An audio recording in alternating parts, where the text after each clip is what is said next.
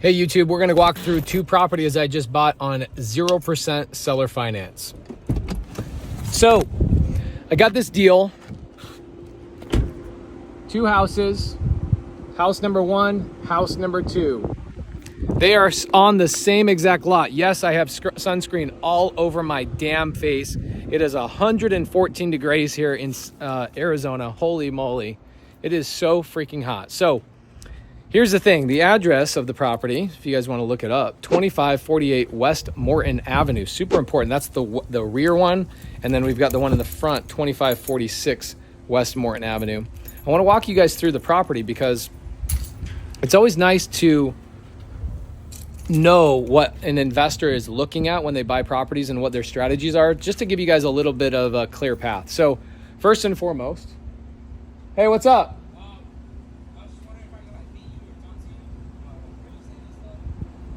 Sure.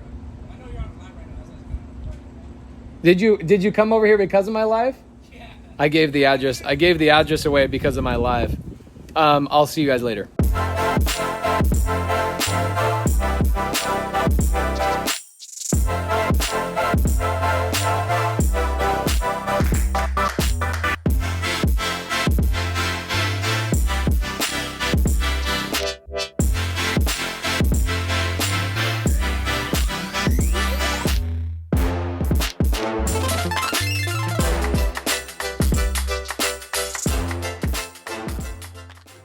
Yeah, I got you. You better be. All right, guys, we got two houses I just bought these on 0% seller finance. Come on through the property. I don't know exactly what I'm going to do with these houses quite yet. I bought them sight unseen.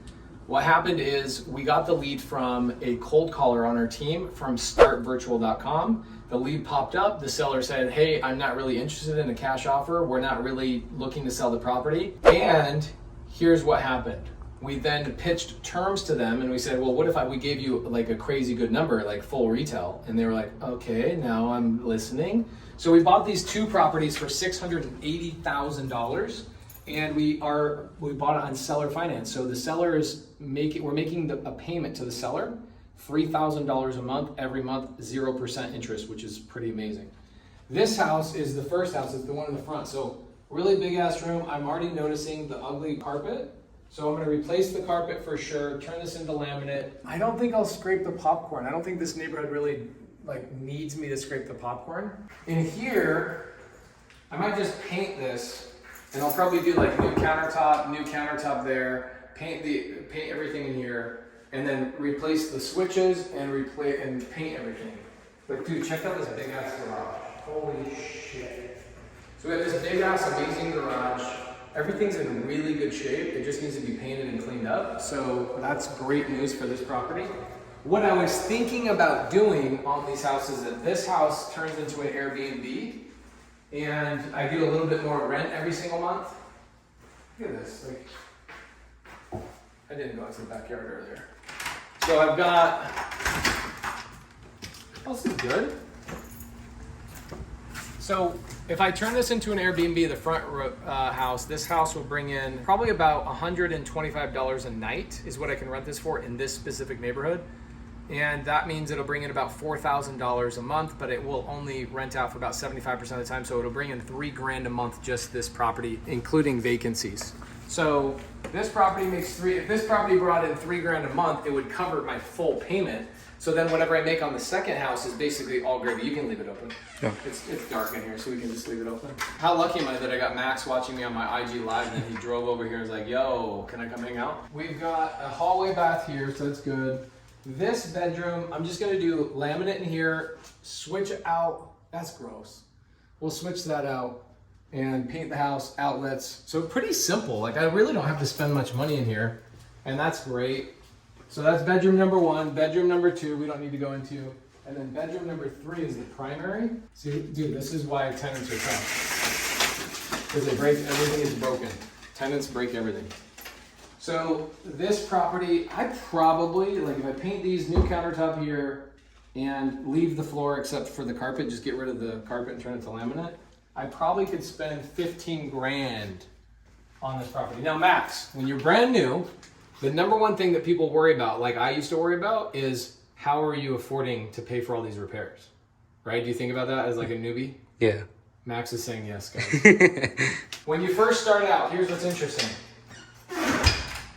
Okay, cool. I bought the house for 0% seller finance. That's pretty amazing because right now in the market, the interest rates are around 6, maybe 7%, depending on your credit. They're going to go up another percent, and then I think they're going to go up another percent before the end of the year. So interest rates will be up 7 to 9% at the end of the year. Yet I'm buying 2 houses on one purchase for 0% seller finance. That's freaking crazy. So let's throw the seller finance thing to the side. If I'm brand new, how do I do this? Right? How do I get myself in this situation? Well, you have to generate leads. We generated leads from a company called BatchLeads.io, and we pulled a list called high equity. So people have a lot of equity in their property. We use a company called StartVirtual, and StartVirtual cold calls those people on that list and says, would you like a cash offer? Would you like a cash offer? Would you like a cash offer? Would you like a cash offer? And they set up appointments for my team to talk to and make offers to. And when those sellers say, nope, I don't like your number, we then deviate them to creative finance. And we go, okay, if you don't like a cash offer, which requires us to buy like this property, if I was going to buy this house this property cash, I would have had to buy it for probably about 450 grand. I bought this property and the other house combined for $680,000.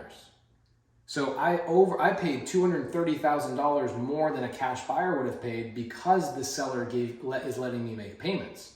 So when I tell a seller I'm willing to pay $680,000, which is what their number was, as long as they give me 0% seller finance and allow me to make monthly payments, that's how you get properties like this. It's pretty simple. It really is that simple. Now, let's say you buy this property, right?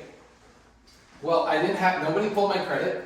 Did you know, so Debbie and her husband, the people who sold this property to me, have never checked my credit. They never looked at my bank records. They never looked at my tax returns. They never looked at my W-2. They never called any reference. Nothing. They were burned by a wholesaler previous to me that the wholesaler didn't perform on their contract. And so I jumped in, drove all the way to the house where they live in Payson, Arizona, and I sat down with them in their living room. If you guys want me to release the recording of that call down, make a comment down below and I'll release it on another day. I'd be happy to do that. And I go through all of their objections, I get them excited, but when you get something under contract, right? Now I have an agreement, you're going to sell the house to me for $680, I'm gonna make monthly payments to you, that's the agreement, those are the terms. How do I afford the closing costs? How much do you think closing costs on a property like this cost, Max? 30 grand. 20 grand. So when you're buying a property, typically about 2% is what you put in for closing costs when you buy something. Okay? So if I bought it for $680,000, how much did I pay in closing costs? 2%, I'd say about 12 to 14 grand. Yeah. So who pays for those costs and how do you come up with that money if you're broke?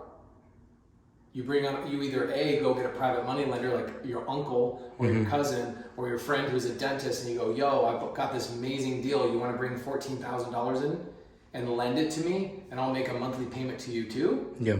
Or you bring them in as a partner and they pay for not only the closing costs, but they pay for the renovation, they pay for the furniture, you turn into an Airbnb and now you guys are 50-50.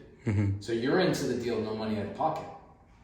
Okay, I have a lot of people use a credit card, like they'll go use a credit card, they'll swipe it on a company called Plastique.com. Plastique will send them a check off their credit card and they'll use that check to go pay for the closing costs, the furniture and all that stuff, and now they got cash flow coming in, so boom, boom, boom, right? Yeah. So this is a good deal. I love this. I'm super happy about this one. I was looking at it on the live, man. I was like, it's crazy. That's good, right? And when you gave out the address, man, I was like, no way. I was like, I mean, if you're learning from people that don't give out real addresses that you can look up and verify, like that's the thing is like one thing that people really don't understand about creative finance is that people go, well, you don't own the house because you owe the seller money.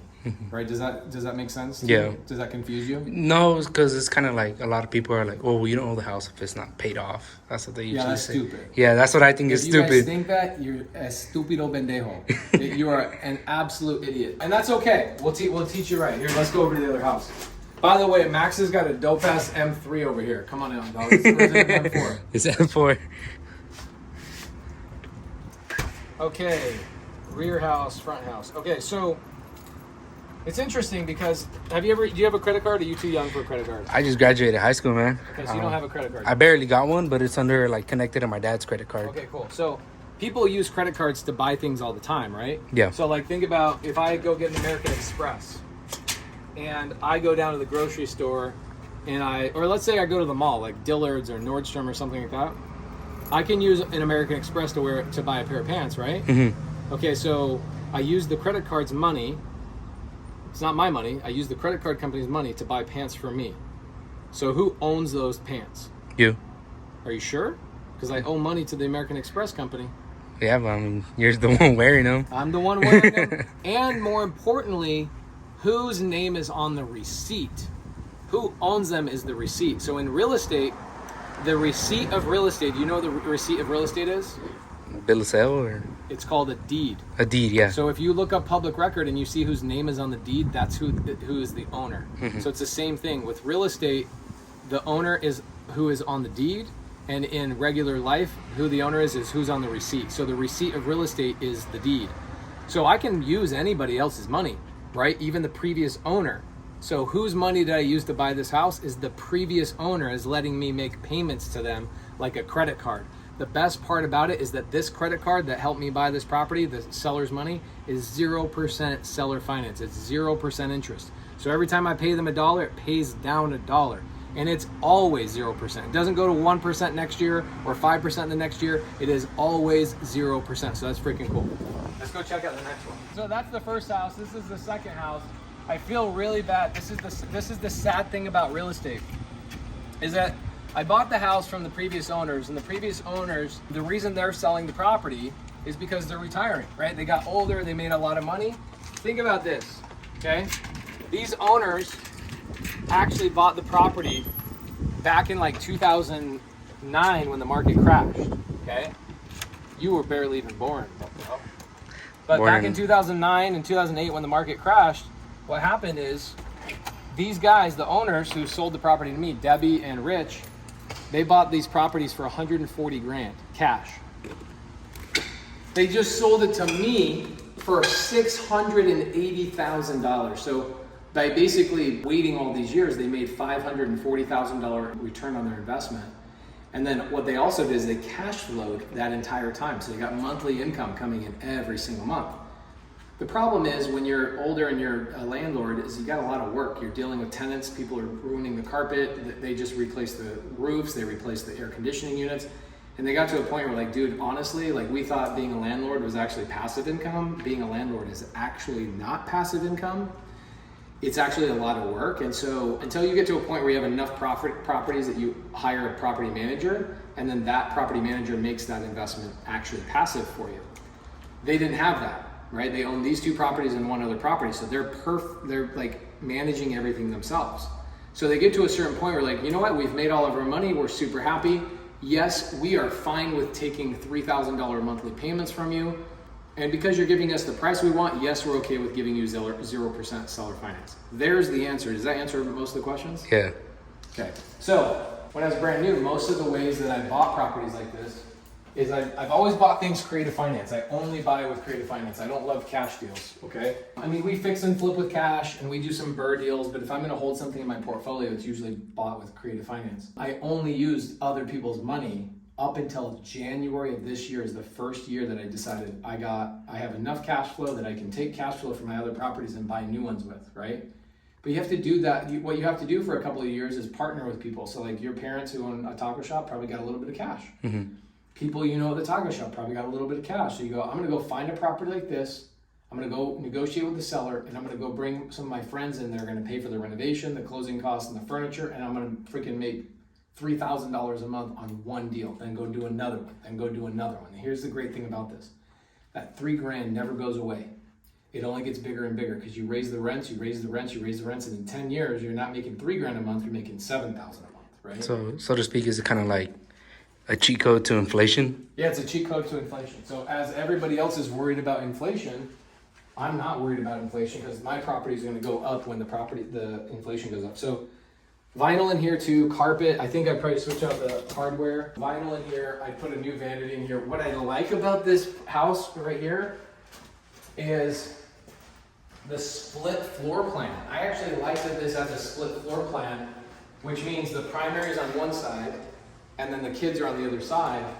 And the other thing I love about this house is that it's got a little office slash nursery. I just got to switch out the carpet to laminate, paint the walls white, switch out the outlets. I think I'm going to spend, between the two houses, I'll probably spend 30 grand, maybe 40 grand at the very most. Make it rent proof, like bomb proof, like nothing can damage me. And I'll rent these two bad boys out for the rest of my life. And I mean, imagine this in 20, 30 years, still paying off. So the property would be paid off at that point. It's just cash flow going. Now the cash flow keeps going higher. And at some point in 30 years, I'm gonna probably sell this thing. I won't sell it. This is another interesting thing too. I'll never sell it. What I'll do is I'll do a cash out refinance in probably 10 or 15 years. And the reason why you do a cash out refinance instead of sell the property is when I pull money out of the house and I get a new loan, all of that big chunk of money I receive is tax free. So I just keep doing cash out refinances every 10 years. So cool stuff. This is dope. And what I found today, you saw this earlier, Max, on the live probably, is check this freaking out, man. I was just talking about on the live that I had to replace the kitchen, and then I walk out here and the seller had already put a kitchen here waiting for me to install. That's freaking amazing. Amazing, amazing, amazing. So again, guys, it's pretty basic. Real estate, I'm not saying it's simple. Actually, it is simple. I'm not saying it's easy. There's a lot of things that you have to learn, but it's very simple. You find a motivated seller, whether they are okay with cash or with creative finance. You have a couple of conversations with them and you work out an agreement. You buy that property, and instead of you having to use your credit or any of your own cash, you bring somebody else involved that has the cash for the down payment or for the renovation or whatever. And a guy like Max, how old are you, 18? 18, man. Just turned 18 in June. Is this something you could do, like, or is this too hard for you? I'm not scared, man. I'm really not scared. It's yeah. so easy, man. I shouldn't say that. It's simple. It's simple, like logic. It's just putting the work in. Taking the action is the. That's it. You got to take action. So the reason Max is holding my camera, you guys are like, "Where's Eric? Where's Bobby?" Well, because I just got the keys on the property like literally 40 minutes ago, and I was like, I'm just gonna zip over there. I did an IG live, and then Max rolled up on me, and he turned into my cameraman today. So if you guys are trying to learn more about creative finance, I don't know what to tell you if you're not part of my free Facebook group. I've got a Facebook group called Creative Finance with Pace Morby. Also, link in with my students in there. I have amazing students in my mentorship, Subto.com. They're all in my free Facebook group. You don't have to pay anything to be in there. Just link in with my students and go on walkthroughs on their properties all over the country. I have 5,500 students nationwide learning creative finance and this exact stuff from me, and they're happy to help you no matter where you are in whatever part of the country. We'll see you guys later.